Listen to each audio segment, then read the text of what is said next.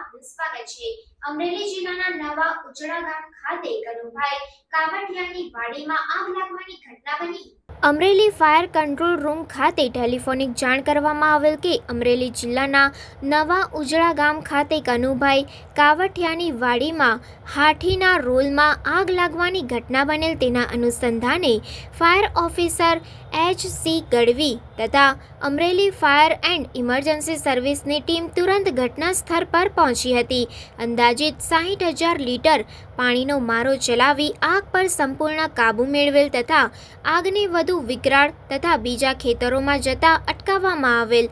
આ સંપૂર્ણ ઘટનામાં કોઈ જાનહાનિ થયેલ નથી તથા આ કામગીરી કરનાર ફાયર સ્ટાફના નામો હિંમતભાઈ બાંભણિયા, જાની આનંદભાઈ, જગદીશભાઈ Bhuriya, Indrajitsinh Khuman trainee, Dharmesh જુવાદરિયા trainee, પારસભાઈ Parmar, કરણદાન Gadhvi, હર્ષપાલભાઈ Gadhvi, Arunbhai Vaghela, જયદીપભાઈ Dabhi, Dhavalbhai Chavda trainee વગેરેઓએ મુખ્ય ભૂમિકા ભજવી હતી।